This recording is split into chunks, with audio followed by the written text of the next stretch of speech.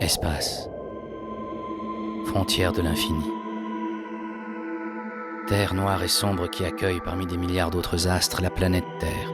Planète bleue depuis laquelle des astronomes et chercheurs avides de savoir capturent la lumière des étoiles aux confins de l'espace. Et voici Melchior, né le 29 novembre 1999 à Paris. Melchior est un homo sapiens doué de facultés remarquables telles que la parole, la réflexion, ainsi que d'une locomotion exclusivement bipède. Melchior est donc un homme moderne qui se considère comme un fleuron de l'élite primate. Très tôt, notre jeune humain se découvre une passion pour la mise en scène, avec la réalisation de batailles épiques et cathartiques à l'aide de ses précieux jouets. Le jeune Melchior, féru d'histoire, se compare ainsi à Napoléon Bonaparte, qu'il perçoit comme un génial rêveur. Bien plus tard, à l'âge de 14 ans, Melchior découvre la beauté du 7e art, plus communément appelé cinéma, avec le visionnage de 12 hommes en colère. Un métrage magistral, selon ses dires. On the point of that knife, a man's life is at stake. Melchior has been lost! C'est l'illumination. Melchior s'éprend alors de ce formidable médium.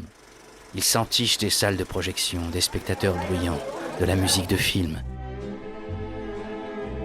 Il s'engoue des antagonistes charismatiques, des héros dépassés par l'intrigue, et des répliques courtes et cinglantes. Il s'imprègne de l'essence de la salle obscure.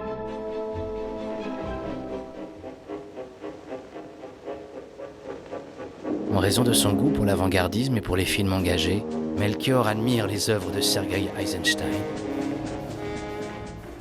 Néanmoins, et même s'il avoue un faible pour la martialité, Melchior n'est pas nostalgique du stalinisme. Melchior aimerait beaucoup voir Marx réagir à ces magnifiques archives. Car en effet, Melchior se questionne régulièrement sur son rapport à l'image, sur l'expérimentation de la forme cinématographique, sur l'emprise que les images peuvent exercer, sur leur force, leur pouvoir de persuasion. Après tout, un film est une arme.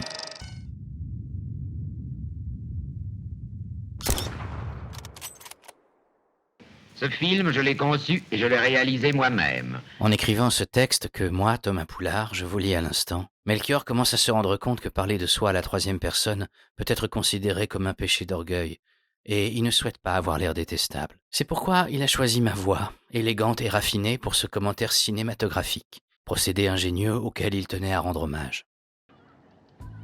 Melchior pense en effet que les méta-références font du cinéma un grand art.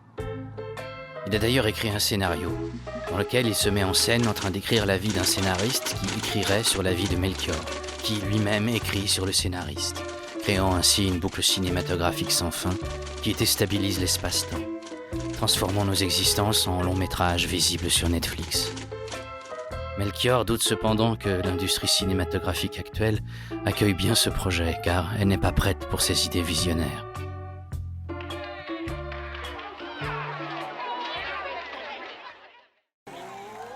Melchior a une arrière-grand-mère italienne. Il est donc un grand fan des films de mafieux.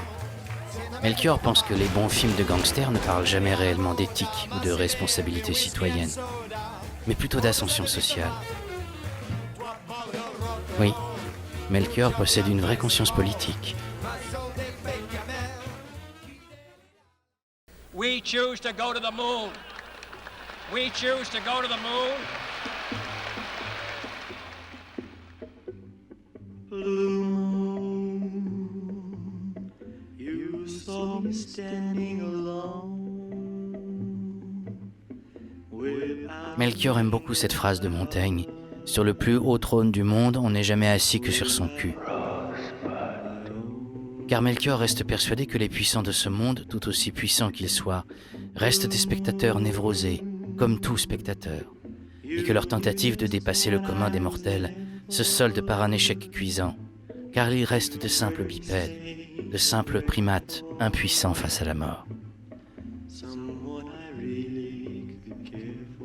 Mais Melchior pense que, malgré notre insignifiance, malgré notre taille microscopique, malgré nos achèvements lilliputiens, notre présence sommaire dans l'histoire, notre destin dérisoire, nous sommes tout de même grands et immortels, grâce à l'art qui laisse un souvenir impérissable.